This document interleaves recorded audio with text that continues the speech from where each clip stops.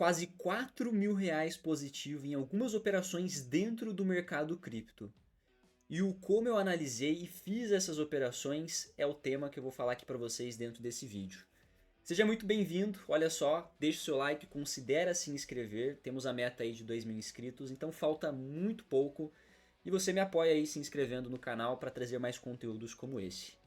Vamos direto ao ponto, eu vou mostrar para você quais operações que estão me rendendo quase R$ 4.000 nesse exato momento e na verdade acredito eu que vai passar muito facilmente disso.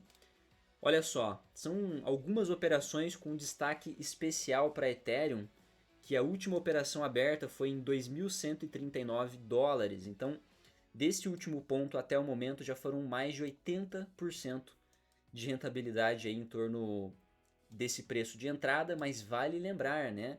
Não é uma rentabilidade spot, rentabilidade simples, porque é uma operação alavancada. Então eu tive um risco relativamente inferior ao retorno que essa operação está me proporcionando. Já já eu mostro o resultado financeiro dela. Temos aqui Chainlink, comprada a US$ 14,99, agora está em 19, quase 20. Do ponto de abertura dessa até o atual momento, 34% de valorização. Por último, tenho também Cardano, que eu fiz algumas operações aí no mesmo ponto de abertura, em 73 centavos e agora está a 91. E por mim tem muito mais a rolar daqui para frente, fechado? Olha só, houve todo um estratégico para análise dessas operações, tá? Em particular a Ethereum foi uma operação estruturada com planejamento aí de ordens pendentes, onde após essa última disparada de preço que nós tivemos no mês de abril e esse processo de acumulação, eu decidi começar a programar a minha operação de compra na Ethereum, tá bom? De primeiro momento, o porquê eu escolhi a Ethereum é pelo fato dela estar entre as mais hypadas desse momento pós a atualização que ela teve no ano de 2025. Então isso sim foi um fator decisivo, mas além disso, né, essa recuperação que a Ethereum teve do último fundo para essa região de último topo, ela foi também determinante. A partir daí, eu comecei a marcar o posicionamento das ordens pendentes, tá bom?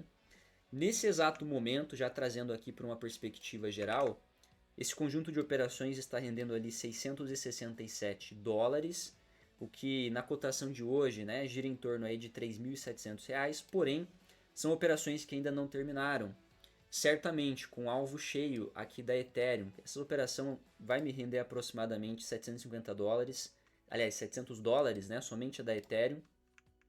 Então nós temos bastante para acontecer, temos Chainlink e Cardano com muito espaço para subida ainda, então certamente a gente vai passar fácil aí dos R$ 5.000 de lucro nesse conjunto de operações, beleza?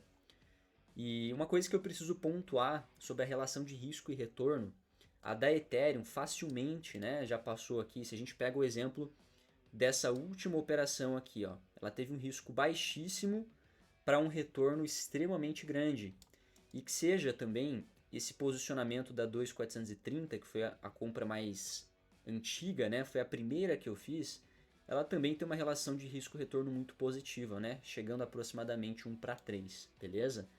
Então, isso é muito importante num contexto de longo prazo para operações de swing trade, que o nosso risco seja mais baixo do que o retorno que essas operações podem proporcionar, para poder manter um saldo positivo, correto? Então, esse é um ponto importante. Eu vou resolver até mesmo fazer aqui dentro do próprio MetaTrader a análise, tá, em relação ao que eu visualizei para poder estabelecer esse trade. Primeira coisa é sobre regiões de preço, tá? Uma zona de convergência onde a Ethereum trabalhou com mais facilidade. Então aqui eu tenho uma região de resistência, zona dos $4.000, ponto psicológico do mercado. Tá? A gente pode até colocar aqui, ó, região psicológica do preço, $4.000. Então é um ponto relevante da minha análise.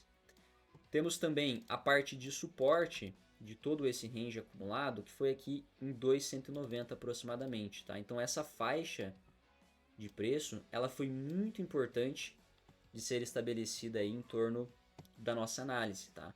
Então isso trouxe uma facilidade de entendimento que, no meu ponto de vista, a Ethereum trabalhou algumas semanas abaixo, como falso rompimento, buscando liquidez abaixo de os últimos fundos para pegar impulso na subida.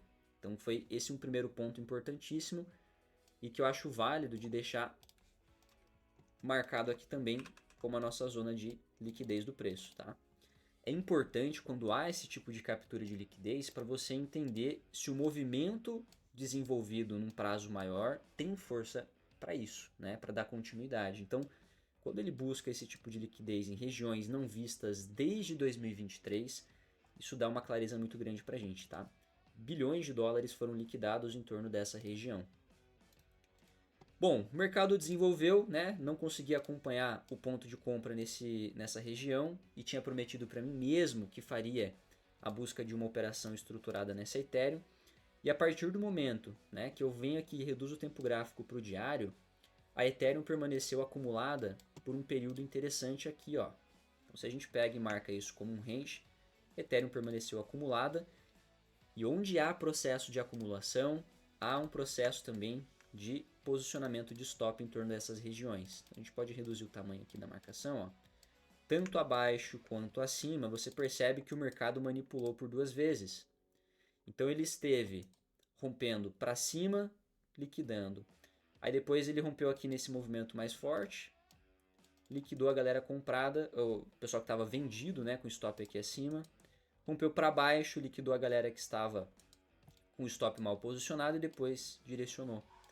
A grande sacada de tudo isso é que eu já estava direcionado para uma tendência de alta e eu estabeleci uma FIBO, tá, de todo o último movimento. Eu peguei dessa base a esse topo, uma FIBO, e vim posicionando ordens pendentes. Então, se você observar aqui, eu tenho ordem pendente que foi feita na Ethereum em 38.2, dentro da zona de range aqui, para garantir que eu conseguisse pelo menos uma compra ao longo do processo.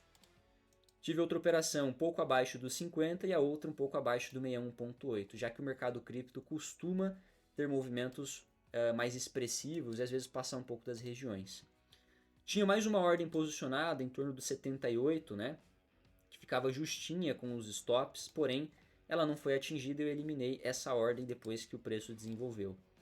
E por fim deu tudo certo, tá? Foram ordens pendentes que, no geral, se você observar aqui pelo histórico, ó, foram desenvolvidas lá em 5 de junho, a primeira, depois as outras duas no mesmo dia, dia 22. Então a gente já tem um bom tempo com esse trade rolando, com risco retorno altíssimo, e que eu não tenho dúvidas que vai atingir o meu alvo lá próximo aos 4 mil dólares, né? Eu antecipei esse alvo em relação aos 4 mil para garantir aí que ele chegue com mais facilidade a essa faixa de preço, beleza? As outras tiveram uma estrutura muito parecida, tá? Um ideal muito parecido, sendo Cardano, tá? Uma das que eu considero mais resilientes em relação à última queda. Nós tivemos vários criptoativos que devolveram toda a alta que aconteceu lá desde outubro de 2024. A Cardano foi a que sustentou mais, tá? Se a gente joga uma FIBO, a gente percebe que Cardano trabalhou ali em zona de 78 da FIBO.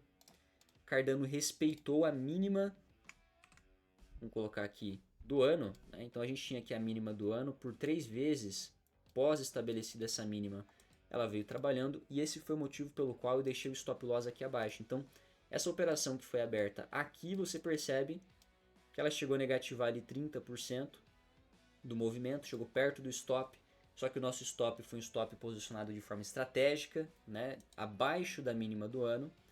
O mercado retornou muito bem, tá? Aqui tinha um risco sim do mercado stopar a galera que estava comprada abaixo dessa região, zona de liquidez, como eu tinha dado exemplo lá na Ethereum.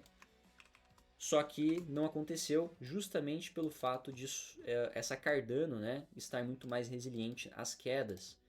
Então ela tem sustentado muito mais. Se você pega como exemplo de onde ela saiu até onde valorizou, ela não devolveu 100% desse movimento na queda, coisa que outras criptos acabaram fazendo. Beleza? Acredito que tenha muito a desenvolver ainda. Se eu for considerar isso aqui como um processo de acumulação e projetar essa proporção para cima, temos alvo tranquilo para a zona de 1,12, 1,13 aqui na Cardano. Depois, para finalizar, temos Chainlink. A Chainlink é uma das criptos que eu falei que acabou devolvendo 100% do movimento lá de outubro.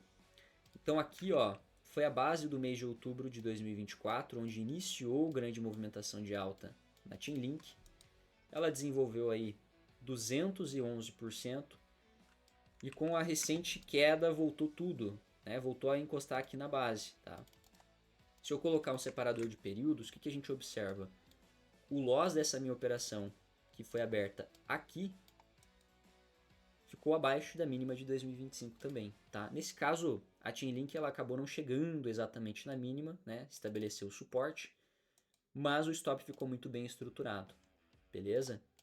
Eu vejo com muita facilidade o retorno dessa Chainlink até a região de topo desse ano, tá? De 2024, ali em dezembro de 2024, zona dos $30, mas sendo breve, mais pontual, até para quem for buscar uma reentrada, é projetar essa última acumulação aqui para cima. Nós estamos falando de $22. Então, se houver nos próximos dias, próximas semanas, algum tipo de respiro, pullback do mercado, temos a possibilidade de trabalhar um alvo aí de mais 30%, tá? Uma reentrada na compra, algo que provavelmente eu farei e atualizarei vocês aqui ao longo dos próximos vídeos. Tranquilo?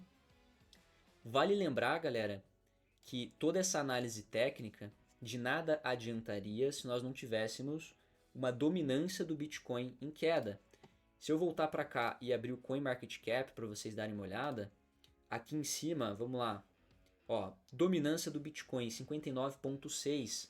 Essa dominância ela esteve para mais de 62% nas semanas anteriores e a dominância caiu muito, tá? O que é a queda da dominância?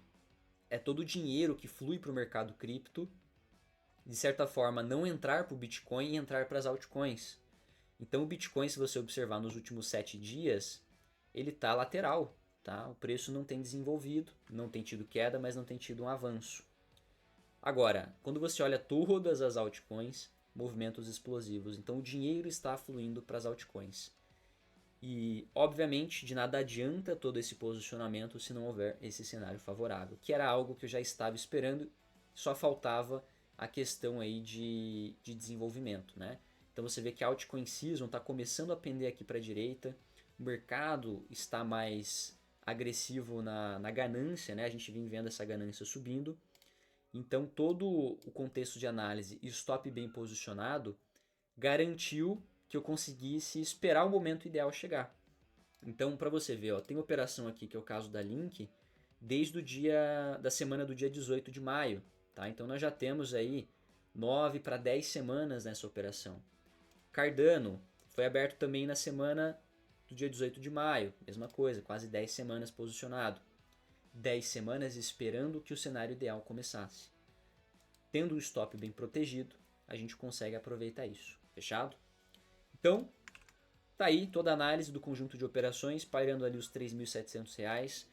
O alvo cheio de todas essas operações passa tranquilamente dos R$5.000, passa dos $1.000 positivos. Eu espero que você tenha entendido um pouco do conceito, a forma como eu opero. Beleza?